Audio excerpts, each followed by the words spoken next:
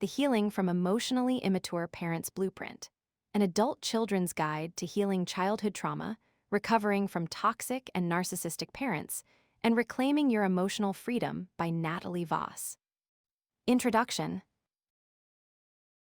The crystal chandeliers in the ballroom were so bright they made the champagne glasses sparkle like diamonds. Sarah Jenkins stood at the center of the room, wearing a dress that cost more than her first car. She had just walked off the stage after accepting the Architect of the Year award. Her boss had beamed with pride. Her coworkers had cheered.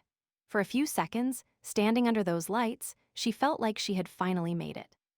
She was 34 years old, a senior partner at a top firm in Chicago, and she had just reached the mountain top. Then her phone buzzed in her small clutch bag.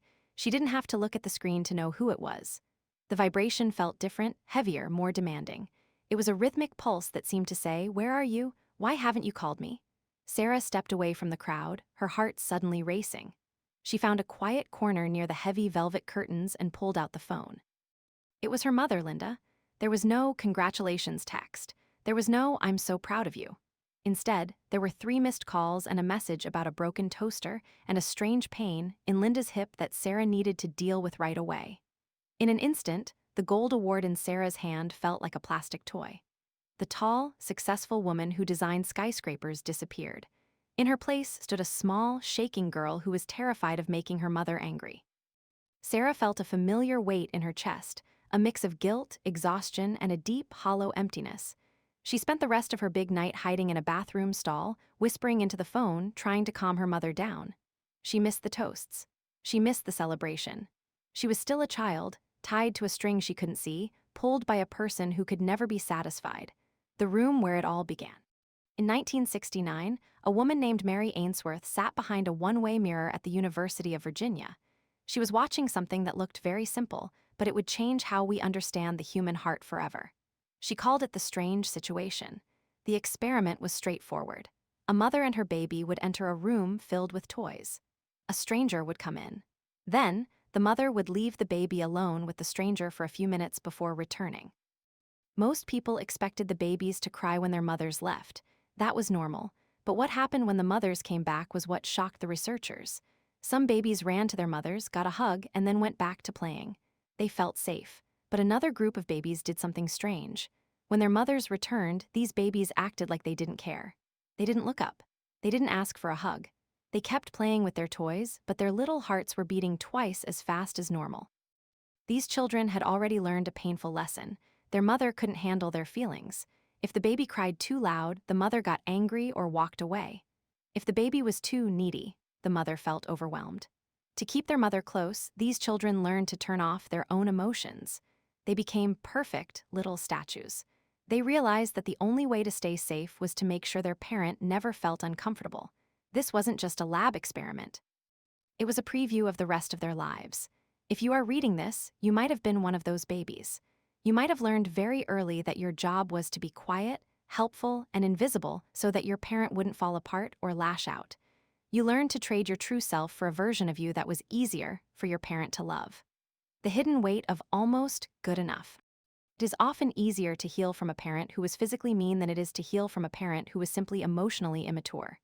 If a parent hits a child, the world agrees that it is wrong. There are marks. There is a clear story. But if a parent provides a nice house, clean clothes, and hot meals, but is missing, when the child is sad or scared, the damage is harder to see. It's like living in a house with no insulation. From the outside, it looks perfect. On the inside, you are freezing to death. Emotional immaturity isn't a medical diagnosis, but it is a way of being in the world. It describes a parent who treats their child like a personal therapist or a cheering section, becomes a victim whenever you try to talk about your own feelings, thinks their moods should dictate the weather for the whole family, cannot say "I'm sorry" because their ego is too fragile to admit a mistake. You grew up feeling like you had to walk on eggshells. You became an expert at reading the room. You can tell by the sound of a car door closing or the way a kitchen cabinet is shut exactly what kind of mood your parent is in.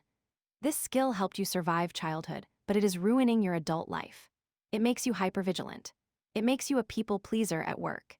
It makes you choose partners who treat you with the same coldness your parents did, because that coldness feels like home. You are successful, perhaps even perfect to the outside world, but you feel like a fraud. You feel like you are still waiting for a permission slip to finally live your own life. The promise of the blueprint, the goal of this book, is not to fix your parents. That is a trap that has likely kept you stuck for years. You cannot fix someone who doesn't think they are broken. Instead, this book is a reclamation project. It is about taking back the pieces of yourself that you gave away to keep the peace. By the time you reach the final page, the invisible tether that Sarah felt at her awards gala will be cut. You are going to become an emotionally autonomous adult. This means, one, you will be able to talk to your parents, or not talk to them, without your heart racing or your stomach turning into knots. 2, you will stop feeling responsible for other people's happiness. 3, you will replace that harsh, critical voice in your head with a voice that actually likes you. For you will build a fortress of self that no guilt trip can knock down. This isn't just positive thinking. This is about rewiring the way your brain responds to the people who raised you.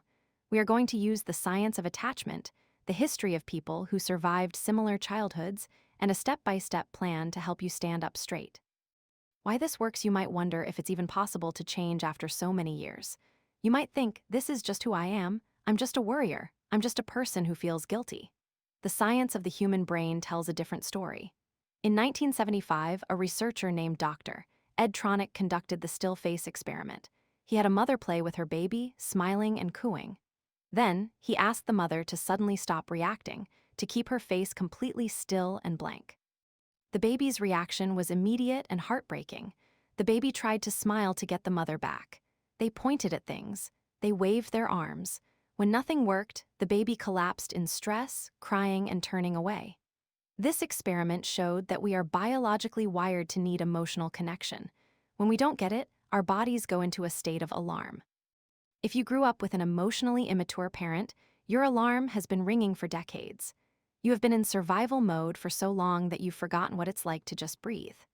But the same brain that learned to stay alarmed can learn to feel safe. We are going to look at the evidence from studies like the 1998 Adverse Childhood Experiences, ACE, report, which proved that our childhood, weather, affects our adult health. By understanding the why, you can finally stop blaming yourself for the how. The architect of a new life throughout this book, we are going to follow Sarah Jenkins. You met her in the ballroom, but her story starts much earlier, in a cluttered house in the suburbs where the air always felt heavy. Sarah is an architect because she spent her whole childhood trying to build a world that her mother, Linda, would finally be happy in. She thought if she got the best grades, the best job, and the best apartment, Linda would finally look at her and see a person, not just a tool. Sarah is successful, but she is also burnt out. She avoids conflict at all costs. When her boss gives her a tiny piece of feedback, she feels like she's going to be fired. When a man is actually kind to her on a date, she wants to run away because kindness feels suspicious and chaos feels safe. Sarah's journey is the journey of this book. She's going to learn that she isn't her mother's fixer. She's going to learn how to say no without explaining herself for 20 minutes. She's going to learn how to be the architect of her own happiness rather than the architect of her mother's expectations. You will likely see yourself in Sarah. You will see your own parents in Linda. And as Sarah finds her way out of the woods, you will find your way out, too. The map for the journey, we are going to move through this process in 3 main stages.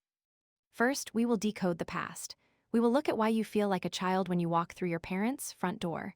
We will study the work of Alice Miller, who showed how gifted children lose themselves to save their parents. We will look at John Bowlby's map of the human heart to see where your own map got smudged. Second, we will identify the patterns.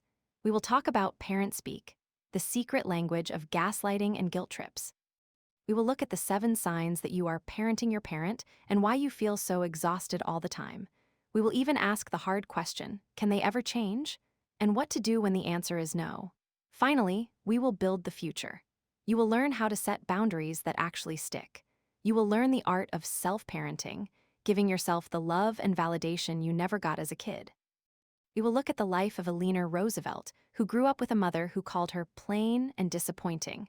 Yet she raised herself to become one of the most powerful and loved women in the world. This journey is not about being mean to your parents. It is not about blaming them for everything that went wrong. It is about truth. When you were a child, you didn't have a choice. You had to adapt to survive, but you aren't that child anymore. You are an adult with the power to change the ending of your story. The weight you have been carrying for 30, 40, or 50 years is not yours to hold. It belongs to the people who weren't strong enough to carry their own emotions. It is time to put it down. The skyscraper of your life is waiting to be built, and this time, you are the one holding the blueprints. Let's begin. Chapter 1: Why do I still feel like a Kai?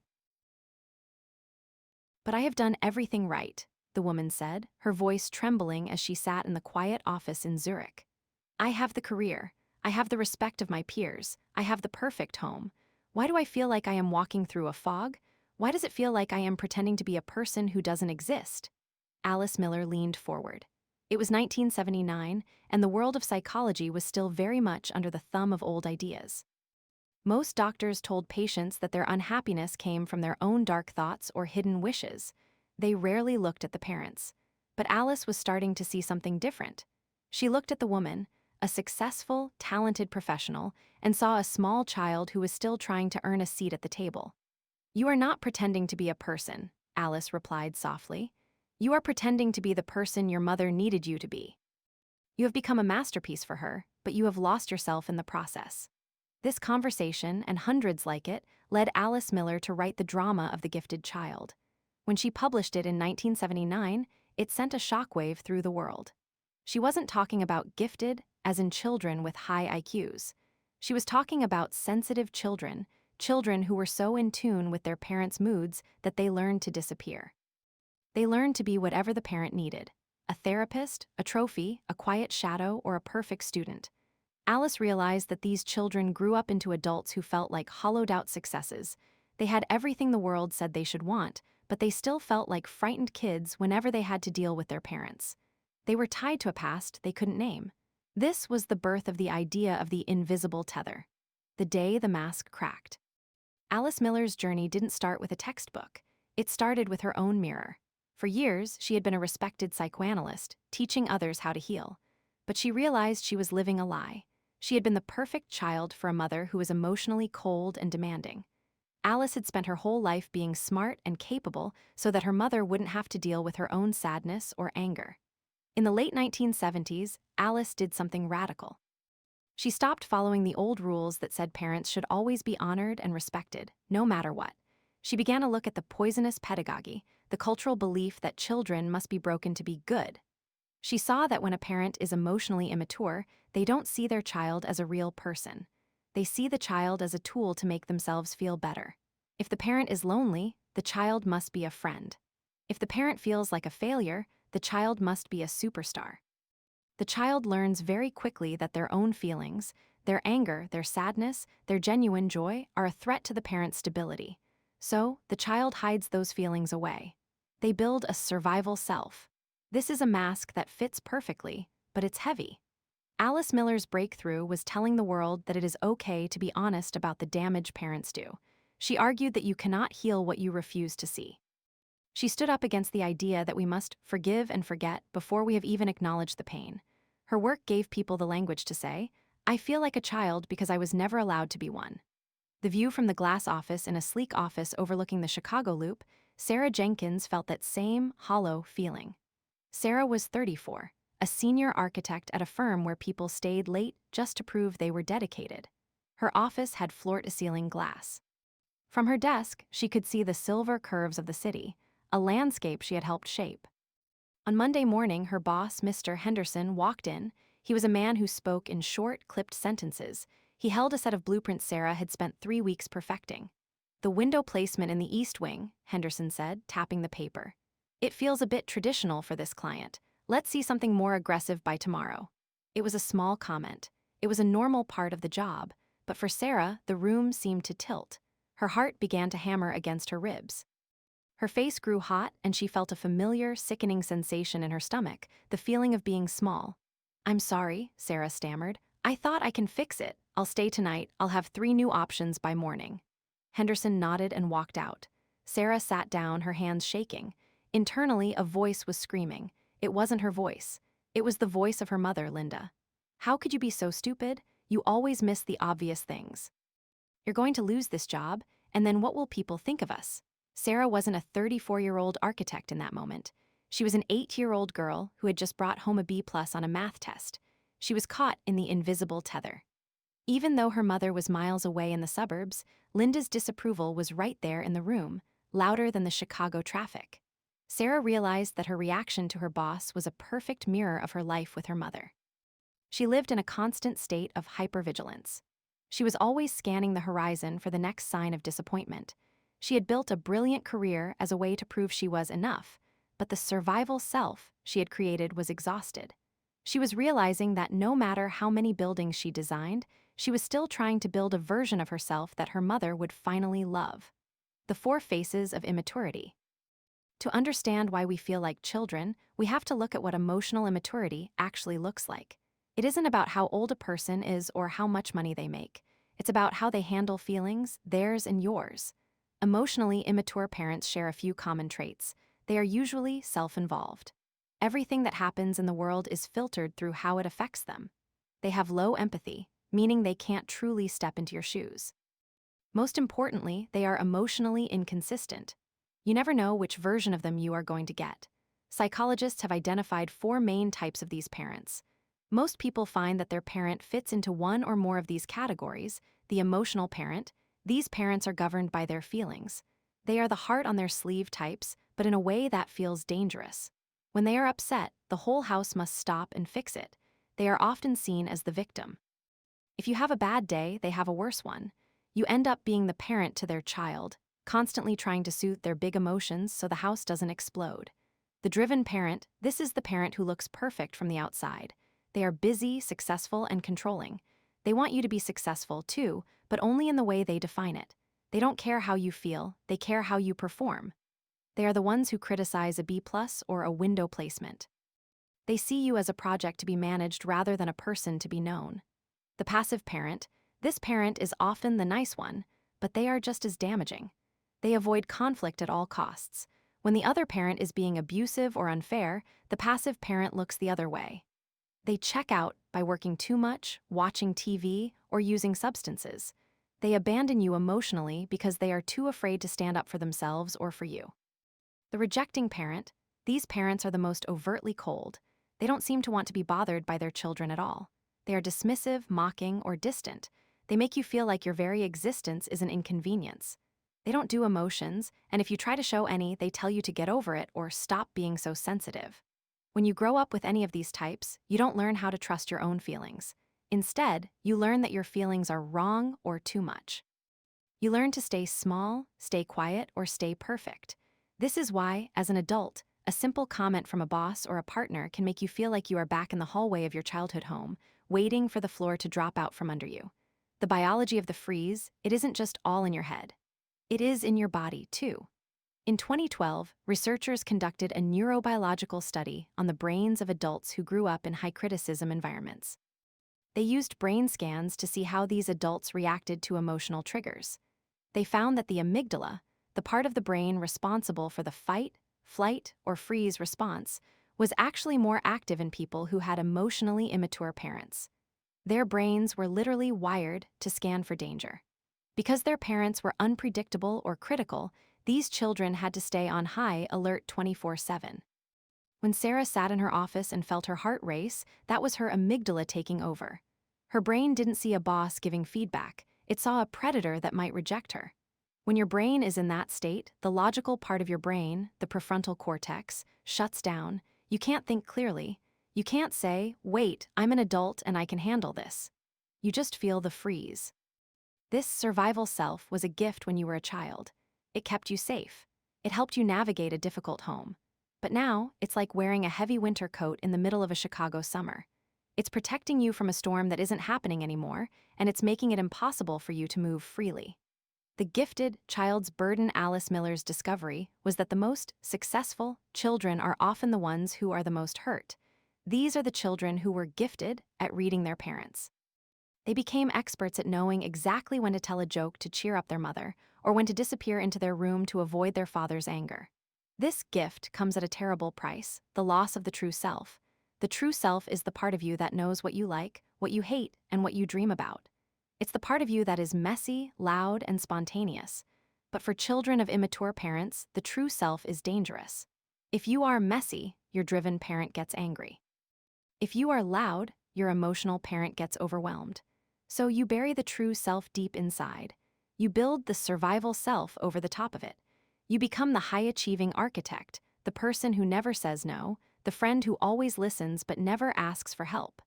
You become a master of the invisible tether, staying just close enough to the parent's expectations to feel safe, but never far enough away to feel free. The reason you still feel like a child is that the child inside you is still doing its job. It is still trying to keep you safe by following the old rules.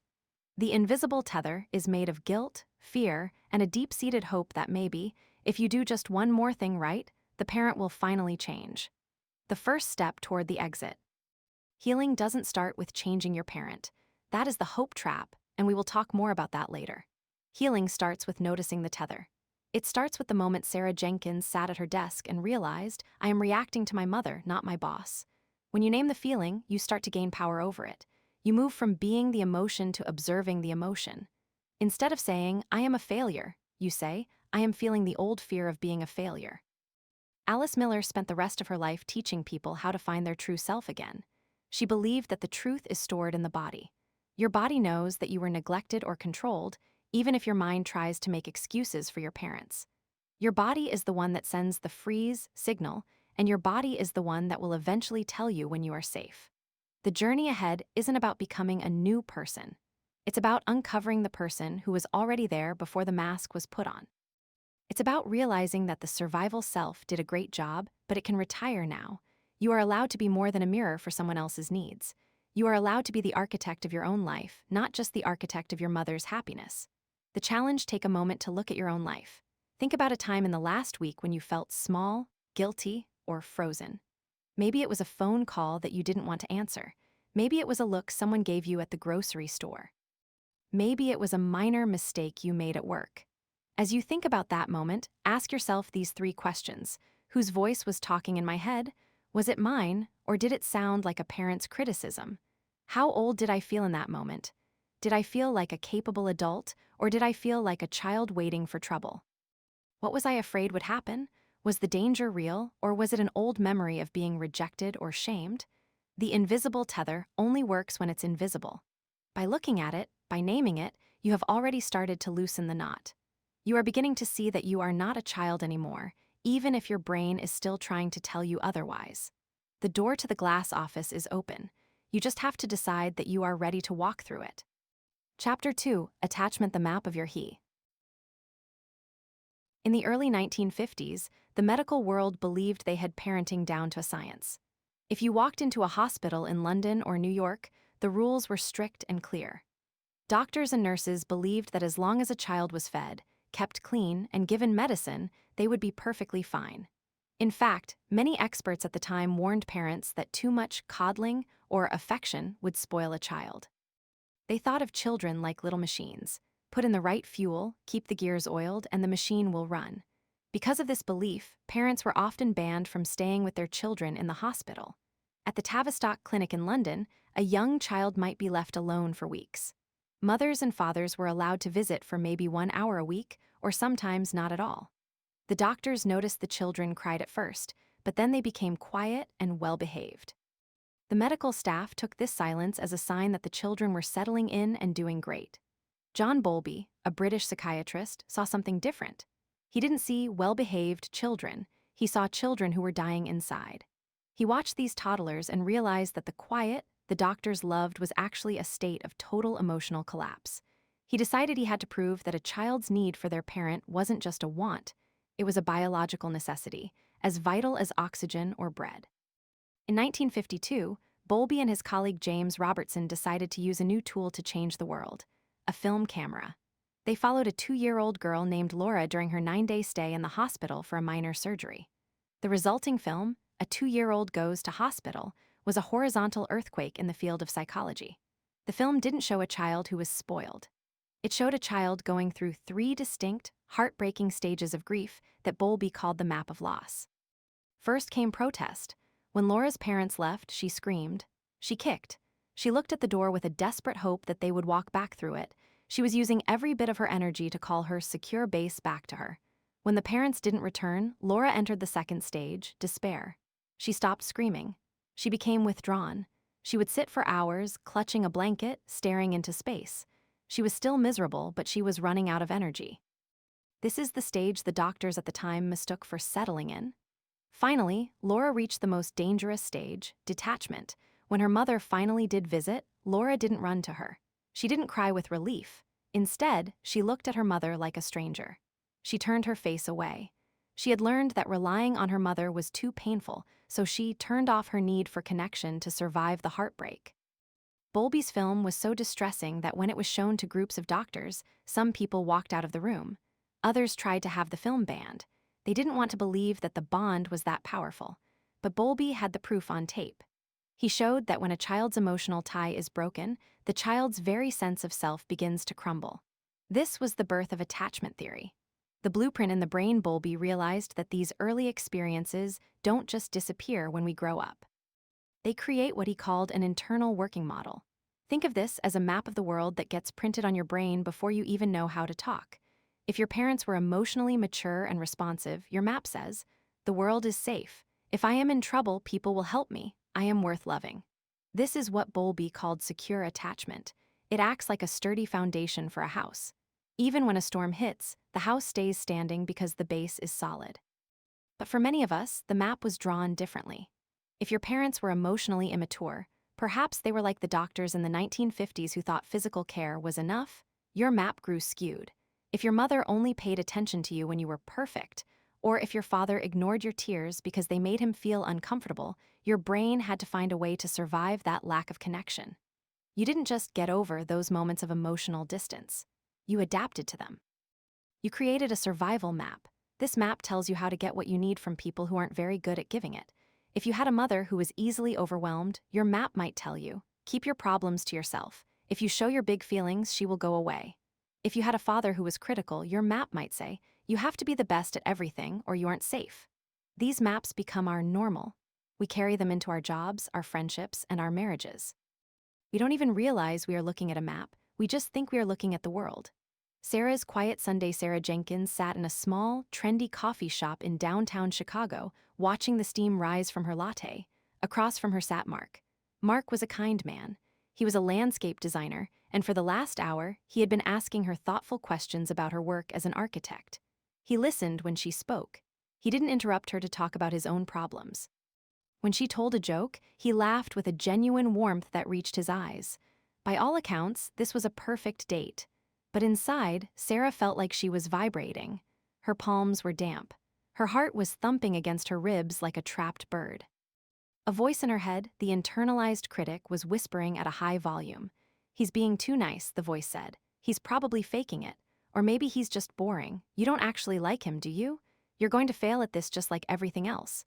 You should leave before he realizes how off you are." Sarah looked at Mark's kind face and felt an overwhelming urge to stand up, walk out the door, and never speak to him again. This was her internal working model in action. Growing up with her mother, Linda, Sarah had learned that love was a high-stakes game. Linda was emotionally hungry. She didn't look at Sarah to see Sarah. She looked at Sarah to see a reflection of herself. If Sarah won a trophy, Linda was happy because it made her look like a good mother. If Sarah was sad, Linda would get angry because Sarah's sadness felt like a personal attack on Linda's happiness. In Sarah's childhood home, love was loud, chaotic, and always conditional. Peace was something you had to earn by being useful or perfect. Now, sitting across from Mark, the lack of chaos felt terrifying. Her brain was so used to earning affection that when Mark gave it for free, her system flagged it as an error. To Sarah, kindness felt like danger because she didn't have a map for it. She was more comfortable with a partner who was distant or critical because that was a world she knew how to navigate. She ended the date early. She told Mark she had a headache and hurried to her car. As she drove back to her minimalist apartment, she felt a strange sense of relief. She was alone, she was safe. But the internalized critic was already starting a new lecture. "See? You're broken, you can't even handle a nice guy. You'll always be alone." Sarah didn't realize that she was broken. She was just following an old map that was designed to help her survive Linda, not to help her thrive with Mark. The wire mother and the cloth mother. While Bowlby was studying children in London, an American psychologist named Harry Harlow was conducting a different kind of experiment in 1958. Harlow worked with rhesus monkeys, but his findings would back up everything Bowlby was saying about the biological need for love. At the time, the scientific view of parenting was that babies only loved their mothers because the mothers provided milk.